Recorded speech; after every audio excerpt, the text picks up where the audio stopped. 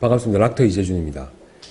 최근 들어서 이제 뭐 너무나 지금 확산되고 논란의 상황 속에 있는 신종 코로나 바이러스 병증에 대해서 말씀을 다시 한번 드리면서 이것과 지금 독감과 그냥 일반적인 감기와 그 다음에 신종 코로나는 어떤 관계가 있느냐, 그런 것들의 차이점 무엇인지, 또는 앞으로 또 어떻게 될 것인지, 또 예방은 어떻게 하면 될 것인지 등등에 대해서 간략하게 설명을 해드리겠습니다. 우선 이제 여러분들 아시는 독감은 바이러스과 중에서 오소믹소 바이러스과에 속합니다. 그래서 독감이라고 보통 이야기하면 우리가 A형, 여러분 잘 아시는 A형, B형, C형 독감도 있습니다. 그런데 보통 C형 독감은 사람한테 잘 옮기지 않기 때문에 보통은 A형과 B형이 이제 인체 감염, 사람과 사람끼리 이제 감염이 돼서 퍼지게 되는데, 이 A형에도 여러 종류가 있고 B형에도 여러 종류가 있습니다.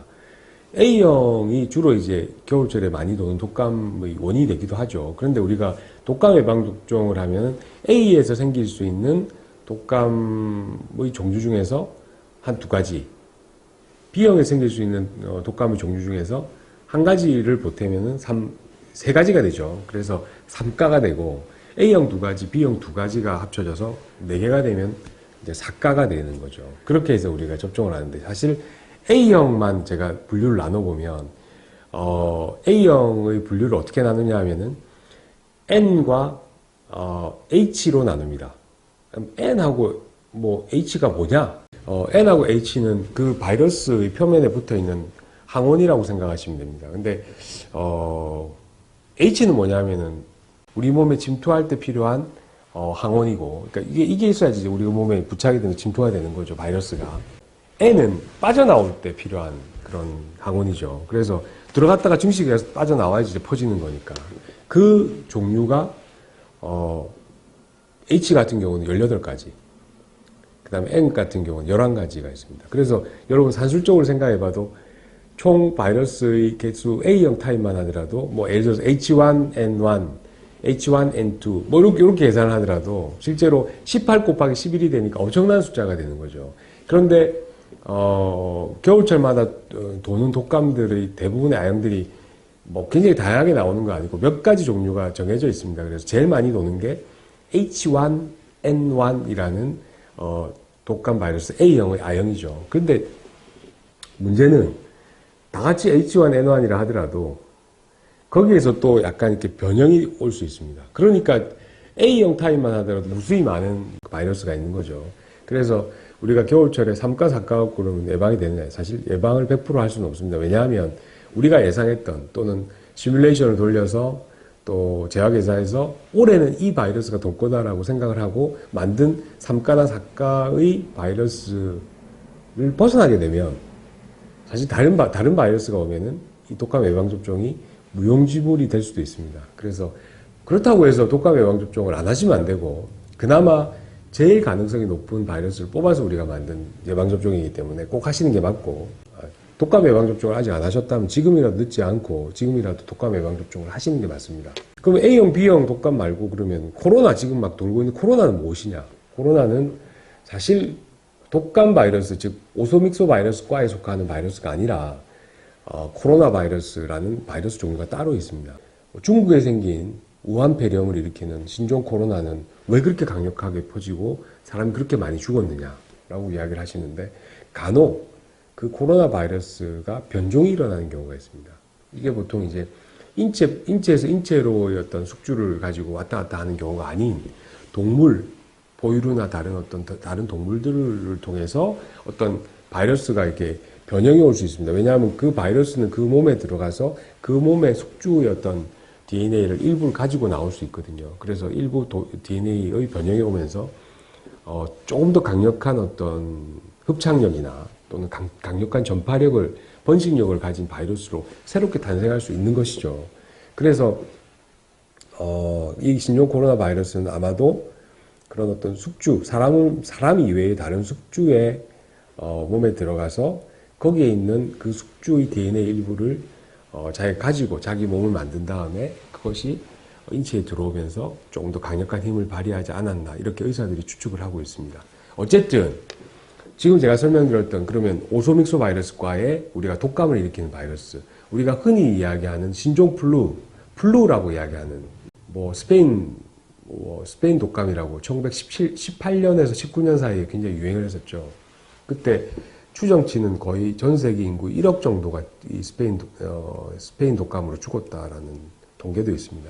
그 이후에 최근에 우리가 겪었던 돼지 신종플루라는 게 있었습니다. 그것도 사실은 오소믹소 바이러스과의 H1N1의 변형이었죠. 그래서 코로나 바이러스가 지금 이제 한참 퍼지고 있고 지금 독감도 엄청나게 퍼지고 있는데 저는 사실은 신종 코로나도 굉장히 중요하다고 생각하지만 그것보다도 제가 일상생활에서 매일매일 접하는 독감, 그러니까 병원에서 독감 검사로 계속 독감 환자들이 확진이 되고 있습니다. 물론 이제 우리가 약을 투여를 하면은 좋아지긴 좋아지는데 이 독감이 사실은 더 문제가 되죠.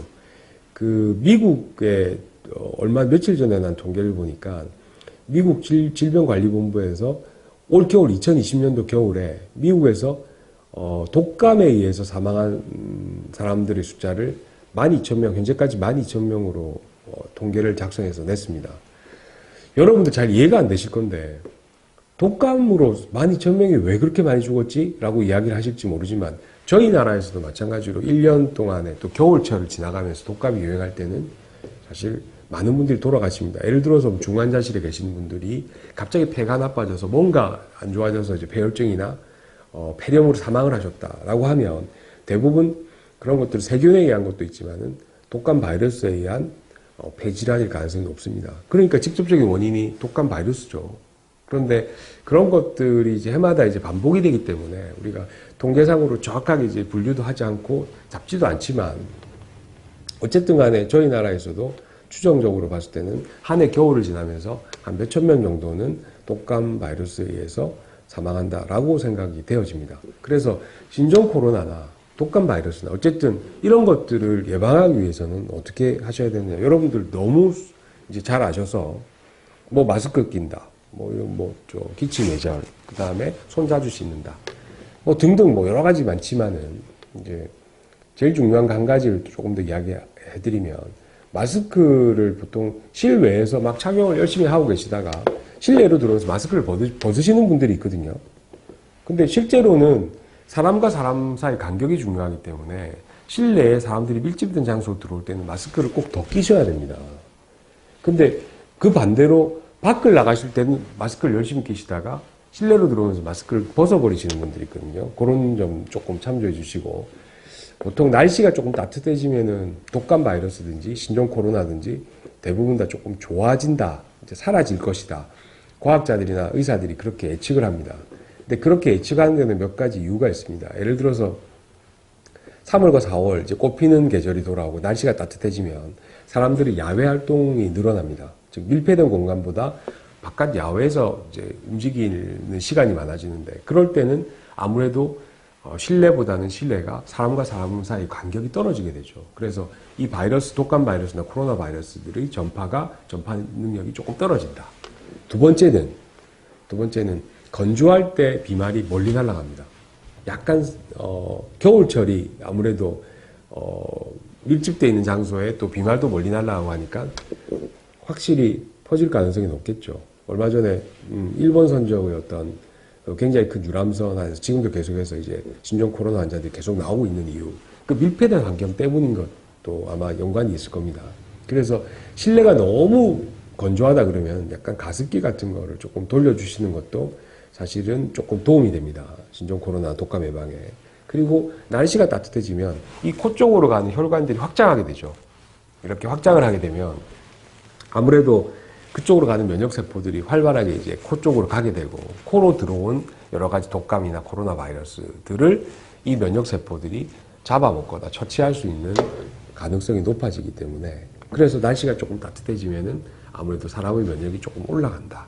또 하나의 이유는 햇볕을 통해서 피부를 통해서 합성되는 비타민 D 때문이죠. 사실 우리가 비타민 D가 우리 몸의 면역 체계에 굉장히 중요한 역할을 하는데 비타민 D가 모자라게 되면 아무래도 이제 감염이나 안 그러면 여러 가지 염증이나 질환들에 노출될 가능성이 높다라고 생각합니다. 그래서 혹시 비타민 D 수치가 낮으신 분들은 병원에서 한번 체크를 해보시고 비타민 D를 꼭 드시는 거를 권하고, 요즘은 비타민 D를 뭐 먹는 알약도 있고 뭐 이렇게 물약 같은 것도 있고, 그리고 그런 것들이 귀찮다 하시는 분들은 3달에 한 번씩 맞는 주사도 있습니다. 그래서 그런 것들을 활용하셔서 비타민 D 수치를 높이는 게 조금 도움이 될 것 같습니다. 근데 햇볕에 이제 나가서 이제 막 돌아다니시면 제일 좋은데, 그렇지 않은 경우에는 뭐 약에 의존하시는 것도 나쁘지 않다고 생각합니다.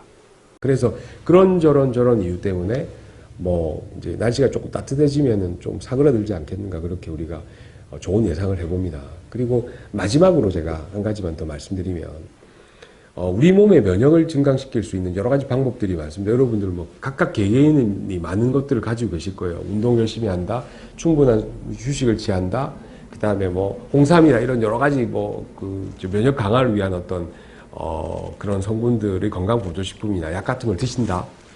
근데 제일 중요한 것은 뭐냐면, 기분이 사람이 우울하거나 또는 지쳐있거나 좀 이렇게 다운이 될 경우에 우리 몸의 면역도 같이 이렇게 다운될 가능성이 높습니다. 그래서 좀 좋은 감정, 즐거운 감정, 뭐 예를 들어서 영화를 보더라도 우울한 어떤 그런 영화보다는 밝고 환하게 웃을 수 있는 영화, 그리고 친구들 사이 대화도 조금 밝은 대화, 그런 대화를 하시고 항상 이렇게 웃는 어떤 생활 습관을 가지신다면 우리 몸의 면역이 웃는 그 순간에 굉장히 많이 증강이 되거든요. 그래서 바깥에서 들어온 독감 바이러스나 신종 코로나 바이러스 이런 것들도 어느 정도 좀 차단이 되지 않을까. 그래서 항상 즐겁게 생각하고 즐겁게 생활하시는 게 이 독감이나 코로나 예방에 도움이 된다는 것을 알려드리면서 오늘의 유튜브 방송을 마치도록 하겠습니다. 감사합니다. 여러분들 동영상 보시고 난 다음에 좋아요, 구독 눌러주시면 저희들 유익한 동영상 제작에 크나큰 힘이 됩니다. 뭐 거기다가 알림까지 설정해 주시면 더욱